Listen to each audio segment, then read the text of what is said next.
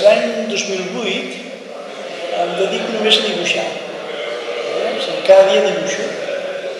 I dibuixo d'una manera molt especial. Agafo un paper més barat que al mercat, un paper reciclat, i començo a dibuixar, perquè és que considero que avui dia estem vivint en un món en què la tecnologia ens avassalla, acabem fent servir els dits només, per picar tecles d'ordinador i coses d'aquestes, i la funció del sentit, del tacte, del sentit, l'estem oblidant. I aleshores vaig començar a fer dibuixos molt baratos, paper molt econòmic, paper que té una vida curta perquè és un paper que recicla i per tant és un paper de luxe. I començo fent un dibuix i quan el tinc fet em faig un altre que dialogi amb aquest. Perquè allò que diu la Bíblia que no es vol que l'home estigui sol, tampoc es vol que els dibuixos estiguin sols. I aleshores intento establir un diàleg amb això que ha aparegut en una pàgina, establir un diàleg en una altra pàgina que posi en evidència les contradiccions, el dibuix, i que busqui sempre l'harmonia. Això vaig fer dibuixos cada dia, i m'agrada molt perquè és un treball com anònim. Els vaig posant dintre de calaixos, vaig emblicant, ja tinc calaixos plens de dibuixos que estan allà guardats. Perquè a mi sempre m'hagués quedat semblant, m'hagués quedat Cervantes, un llibre immens.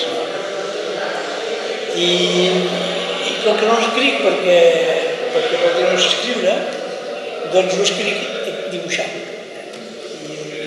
I això m'agrada el mateix que deia abans dels colors. Tenim pocs colors, no? Els essencials són vermell, verd, negre i groc, no? I blau. I amb aquests colors es poden fer totes les combinacions agudes i clavegueres. És com les notes de música, no? Hi ha do, re, mi, fa, sol i quantitat de combinacions de clavegueres. I això m'excita molt. Veure que amb 4 coses podem escriure les lletres per ser igual. Aquí hi ha poques lletres en l'estany. Aquestes lletres, llibres, coses. Perquè la combinatòria d'aquestes coses és la que a mi m'interessa. El que jo sempre pretenc és que entendre aquest equilibri que ho aguanta tot.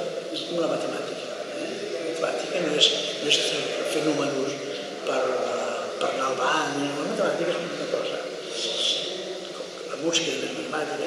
Jo sempre penso que el món s'aguanta per una sèrie d'harmonies estranyes que a vegades depèn de no sé què. És com la cuina, com el menjar, no? Pots anar al mercat i comprar els millors ingredients, els millors llagostins, els millors tomàquets, però si t'equivoques al moment de posar la sal, que n'hi ha per poca cosa, si t'equivoques en aquell moment, tota la porra. I sempre m'interessa trobar aquest equilibri precari que fa que les coses, un color potenciï l'altre, un color doni valor a l'altre, un color dialogui amb un altre, una ratlla, això m'interessa. Perquè sempre m'interessa aquest ordre que ens sobrepassa, perquè és l'ordre que aguanta totes les coses del univers. Tot aquest material que la gent considera que ja no té cap utilitat perquè ja l'ha fet servir, per tant jo el mirava de reciclar-lo, li donava una nova vida, una nova funcionalitat a través de l'art. Intentava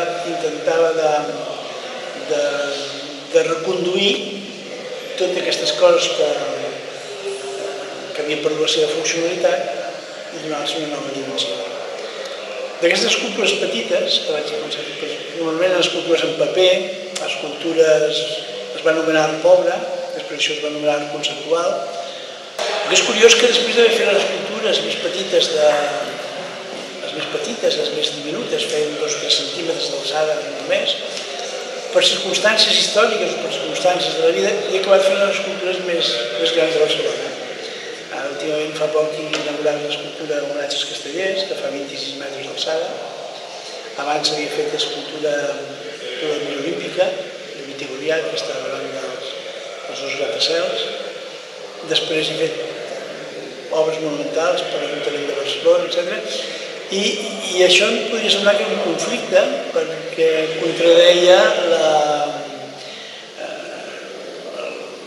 la idea conceptual que m'havia portat a treballar, que era fer obres molt fràgils, molt efímeres, molt poc consistents, però que els artistes estan plens de contradiccions. I precisament jo crec que unes coses estranyes que fan que un artista sigui artista és que se sent molt contradictori i no vol renunciar a cap de les contradiccions que té. Normalment la gent se sent incòmoda amb les seves pròpies contradiccions i mira d'eliminar-les. L'artista el que tracta sempre és d'establir una harmonia entre tots aquests contraris, entre totes aquestes contradiccions, aquestes coses que aparentment sembla que no encaixen, però formen part de la seva pròpia naturalesa. És com els sentits, el que a vegades l'orella